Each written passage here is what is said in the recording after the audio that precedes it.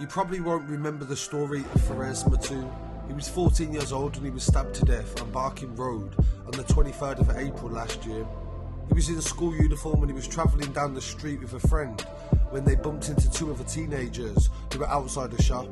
An altercation occurred between Faraz's friend and the two teenagers and they began to attack him. It was revealed in court that Faraz had no weapon on him and he had his hands in the air when they tried to swing at him with a sword that they had stolen from one of their granddads. This sword was disguised as a walking stick and they carried it down the street, and both of them used it in order to kill Faraz.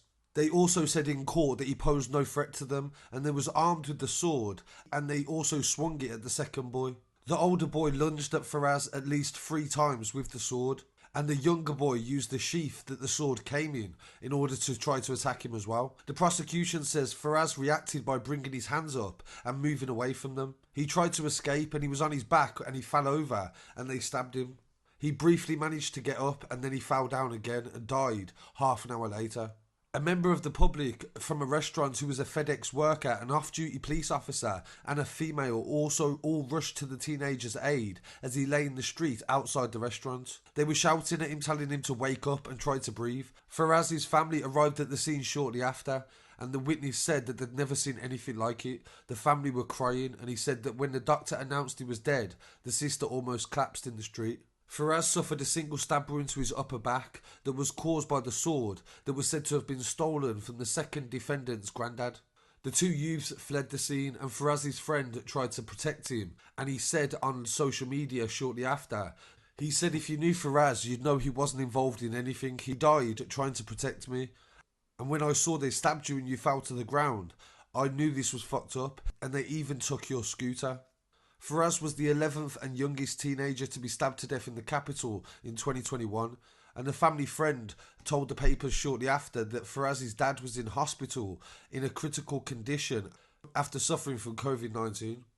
And this week, nearly a year later, the two teenagers have been convicted of the murder of Faraz Mattu at the Old Bailey and will be sentenced on the 27th of July.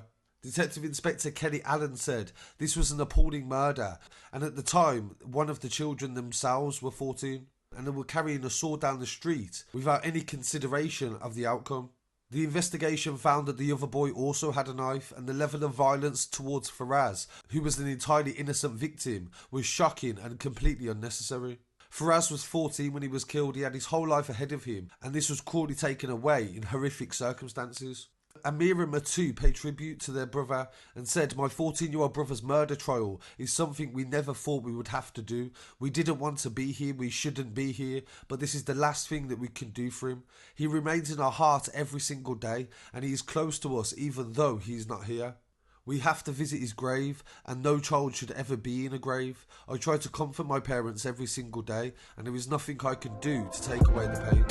The actions of the two people have left a mother and father without their children, a sibling without a brother, and one less friend to so many.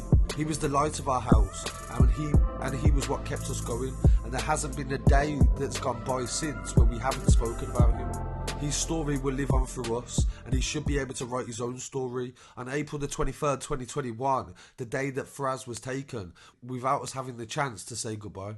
During the trial, it was heard at 3:56 on the 23rd of April. Police were called to reports of an assault on Barking Road, E16. Officers attended with the London Ambulance Service, and at the scene they found Faraz suffering from stab wounds. Despite the best efforts of emergency services, he died at 4:30 p.m. A murder investigation was launched, and colleagues from the North East Command Unit and the Specialist Crime Command worked to try to solve the case.